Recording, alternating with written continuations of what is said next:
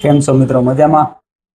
મિત્રો, ઘણા લોકોની લાઈફની અંદર ઘણા બધા બહુ મોટા ચેન્જીસ આવતા હોય.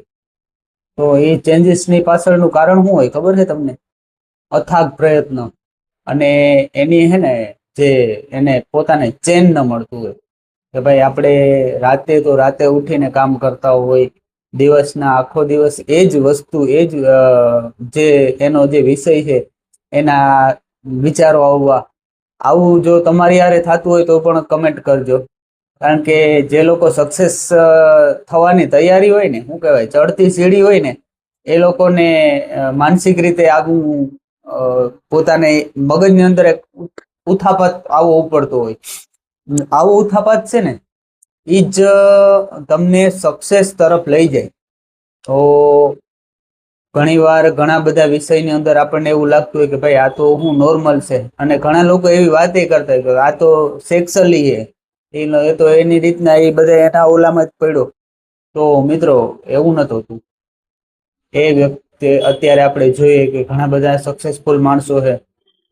યુટ્યુબના ઘણા બધા એવા ક્રિએટર છે ને કે જે લોકોને ઘણા ગાંડા કહેતા, અને એવી રીતના એને સમાજની અંદર પણ ઘણું બધું અપમાન સહન કરવું પડતું. છતાંય પણ એ બધું એ શું કે એવોઈડ કરી. અને સામાજિક રીતે પણ ઘણા એવા લોકો છે કે જે અત્યારે ટોચ ઉપર હોય. તો એ લોકોએ પણ એની લાઈફના ઘણા બધા આપણને વાત કરતા હોય કે ભાઈ મારે આવું આવું સંઘર્ષ કરવા પડ્યા હતા. તો આવા સંઘર્ષ જે લોકો કરતા હોય ને એ લોકો જ લાઈફની અંદર કંઈક મેળવી શકે. અને આપણે જે કંઈ પણ સંઘર્ષ કર્યો એનું પરિણામ આવવાનું જ છે. અને વહેલું નહીં તો મોડું, ક્યારેય પણ એનું પરિણામ કે એનું ફળ ન મળે ને એવું નથી બનતું. તો મિત્રો, આપણે વધુ વાત ન કરતા હવે આપણે એક વિડીયો અત્યારે અપલોડ કરીએ. તો એ વિડીયો પણ તમે પૂરેપૂરો જોજો. આપણી ચેનલને લાઈક, શેર અને સબસ્ક્રાઈબ કરજો. તો વિડીયો જોઈ લ્યો અને પછી મને કમેન્ટ કરીને જણાવો. હવે આ જે વિડીયો છે ને એક બાળકનો છે. હવે એને શું કહેવાય કે આપણે જે અહીંયા ટેટુ બનાવે ને, ટેટુને પ્રોસેસ માટે એને જરૂરી છે કે એક સ્કેચ બનાવવું પડે. તો ઘણા ટેટુ આર્ટિસ્ટ હોય પોતાની રીતે સ્કેચ બનાવતા હોય, અને ઘણા એ ઓર્ડર આપીને પણ બનાવતા હોય. તો હવે હમણાં એક બીજી ગુડ ન્યૂઝ કે હમણાં એક આપણને ઓર્ડર મળ્યો.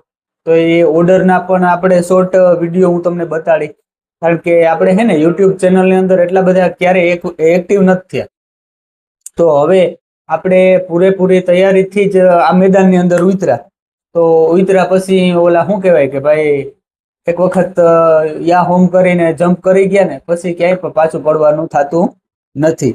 હું મારા પેઇન્ટિંગની વિષયની પણ તમને આખી ડિટેલ અને કેવું સ્ટ્રગલ હોય, કેવી રીતના સ્ટ્રગલ કર્યું એ પણ હું તમને ડિટેલ જણાવી. તો અત્યારે આ વિડીયોને પૂરેપૂરો જોઈ લેજો અને પછી આપણે આગળ મળ્યા.